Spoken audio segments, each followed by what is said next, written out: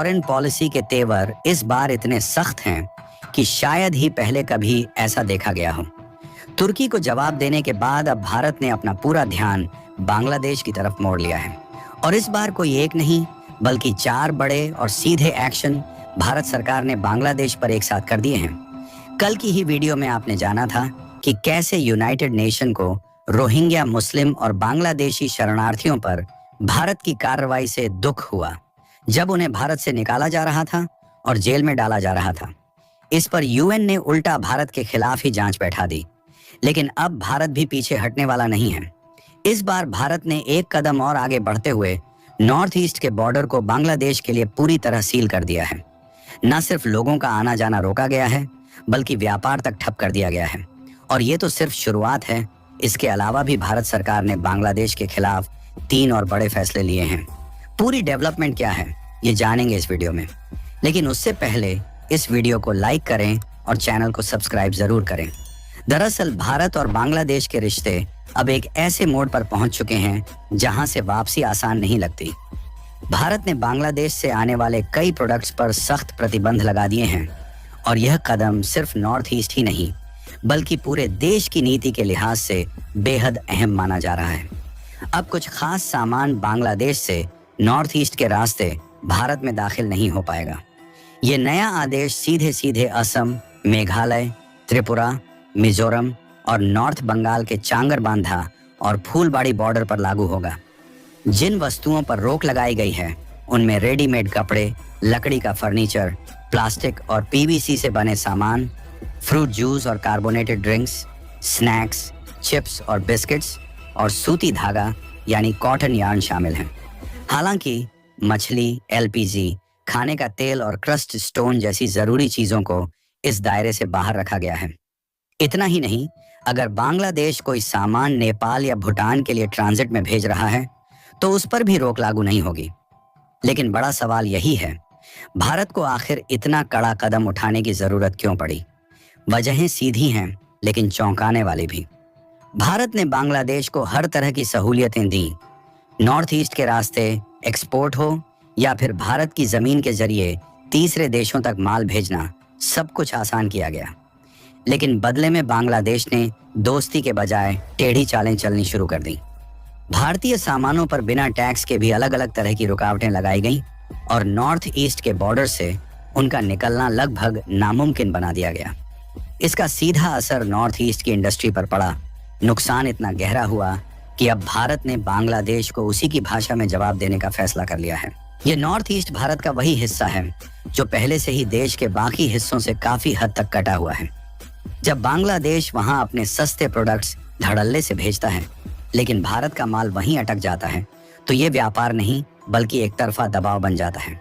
इसका सीधा असर नॉर्थ ईस्ट की इंडस्ट्री पर पड़ता है। ना बाजार मिलता है, ना कच्चा माल और मैन्युफैक्चरिंग दम तोड़ने लगती है।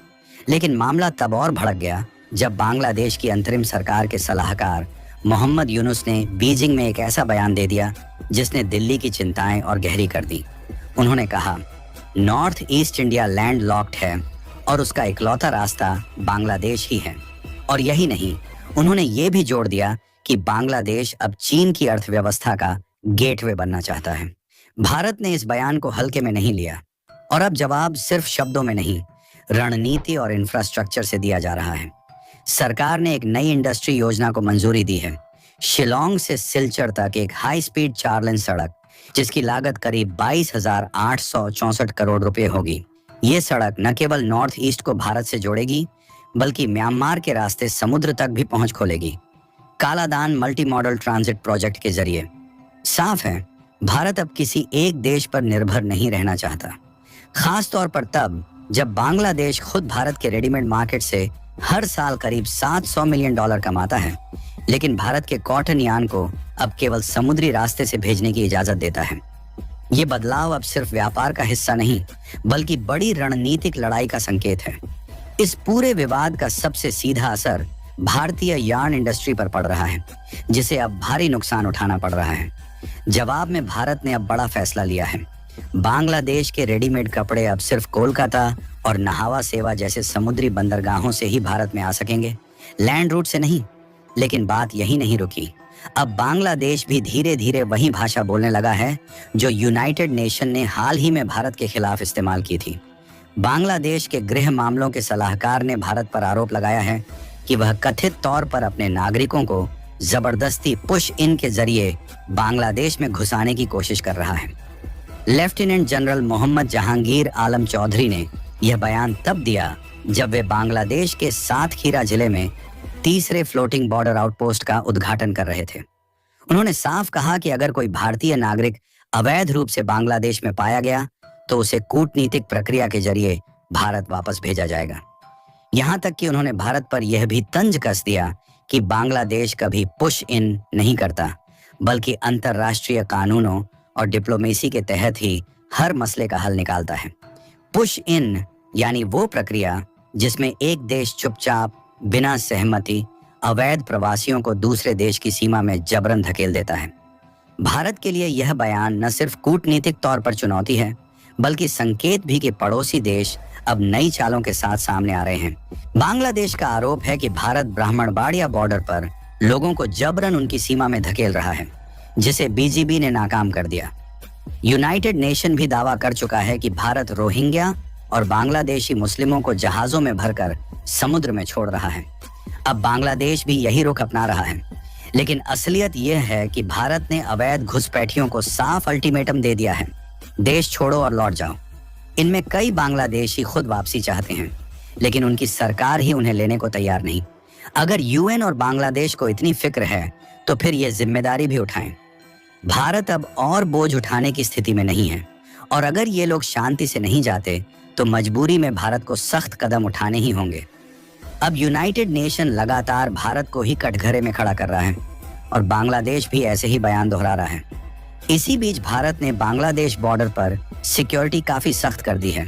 अतिरिक्त सेना तैनात की गई है और बॉर्डर फेंसिंग के साथ साथ सीसीटीवी कैमरों से निगरानी भी तेज कर दी गई है।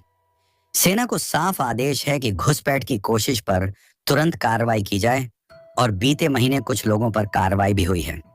भारत अब किसी भी देश को डील देने के मूड में नहीं है। बांग्लादेश पर लगाए गए बैन और लैंड रूट बंद करने से उसे करोड़ों का नुकसान झेलना पड़ेगा। चीन से करीबी का असर अब बांग्लादेश को भारी पड़ सकता है। फॉरेन पॉलिसी में भारत के तेवर बदल चुके हैं और इसके असर आने वाले समय में और ज्यादा देखने को मिल सकते हैं। इस खबर पर आप क्या सोचते हैं? नीचे कमेंट में जरूर बताएं। ये जानकारी आपको अच्छी लगी हो तो वीडियो को लाइक करें और चैनल को सब्सक्राइब जरूर करें। अब मिलते हैं अगली वीडियो में, तब तक के लिए जय हिंद, जय भारत।